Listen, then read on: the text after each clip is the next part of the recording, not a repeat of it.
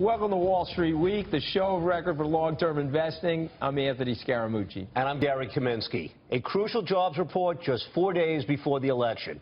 It showed that the U.S. added only 161,000 jobs, while the unemployment rate dropped slightly to 4.9%. Meanwhile, most of the polls say the economy is the top concern for voters, and Donald Trump is the best candidate to improve America's economic growth. Hillary Clinton tops him in categories like foreign policy. We welcome to Wall Street Week W.L. Ross and Company founder and billionaire investor Wilbur Ross. Wilbur, you're supporting Donald Trump, but I think it's largely for economic reasons. Could you explain to us why? Yeah, I think we need a change. The 161,000 jobs was anemic enough, was actually down from 190,000 the month before. But worse yet, all jobs are not created equal. 18.2% of these are total jobs are part-time. The part-time jobs went up 90,000. Full-time jobs went down 109,000. That's not a very healthy economy. And while the media may say this is fine, the guy who's stuck in a part-time job doesn't think so. And the other reason jobs are not created equal, a lot of these were in health care and in retail. Those are not very high-paying jobs, and the retail ones are probably just temporary. Well, what kind of things could a new administration do to change that mix of jobs and the quality of them and improve the wage mix for the American worker? Well, it could do a lot of things. First of all, we have a huge trade balance problem. And one of the few good things about the recent GDP report was that our exports went up. Unfortunately, the main reason they went up was a very big sale of soybeans. Now, I have nothing against soybeans, but it shows how feeble we are when the key indicator of our booming exports is soybeans and not manufactured goods. So we have to bring jobs back. We have to bring back high-paying manufacturing jobs. Now, the only real way to do that I can see is two things. One, fix the balance of trade. Two is Trump's infrastructure program.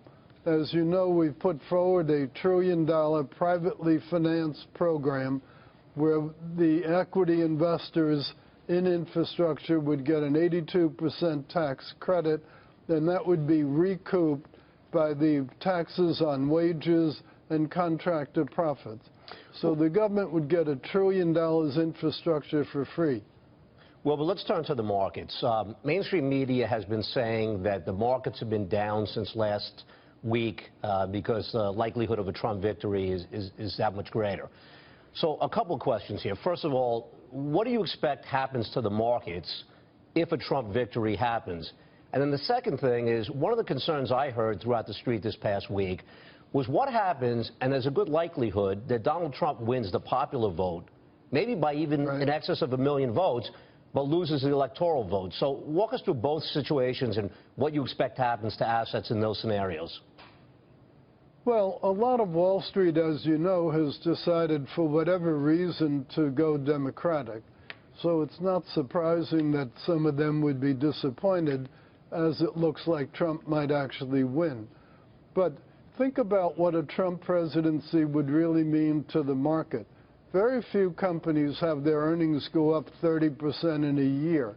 But Trump's lowering of the tax rate from a 35% top rate to 15%, that means there'd be 30% more pre-tax earnings carried through to post-tax. I can't imagine anything that would be better for the market than having just about everybody's earnings importantly enhanced.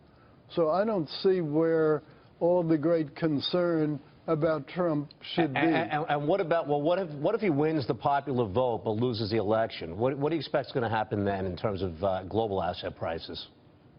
Well, I think that would be very, very bad, because that would hint at potential civil disorder. It would hint at changes of people believing in the voting system. It would make a big, big mess. and particularly so with Obama and Hillary playing the race card all over the place. Obama ran on a ticket of unifying the country, and he has been the most divisive president that I can remember. So I'm very worried if you have that kind of imbalanced solution. I'm very worried that there will be very, very bad things go on. Yeah, I would actually agree. I think that that's probably the worst case scenario for the markets. Yes, Anthony. Well, Wilbur, last week we had Home Depot co-founder Bernie Marcus on the show. I want you to listen to his take on the impact that Washington, D.C. has on our economy.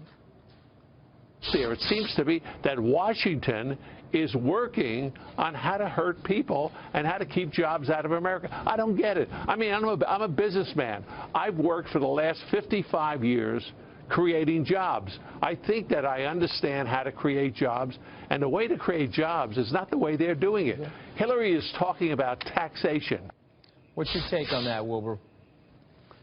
Well, I think taxation is a very, very big reason why jobs have moved overseas. If we go down from the 35% maximum corporate rate to 15%, we will be extremely competitive with any country. And I think one consequence of that is that a lot of earnings that are now being characterized as non-U.S. will suddenly be recharacterized as being U.S. I think that will be the beginnings of the solution to the problem of how do you bring money back. Second solution is obviously only taxing it at the 10% rate that Donald Trump is talking about for repatriation. But the more important thing, I think, in some ways, is deregulation. The regulatory environment is horrendous for people to deal with. They now have at the point where they're even regulating the kind of charger you can use for your electric toothbrush. I mean, give me a break.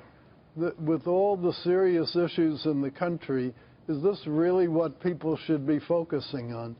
You had almost 7,000 new rules and regulations created in the last 2 years.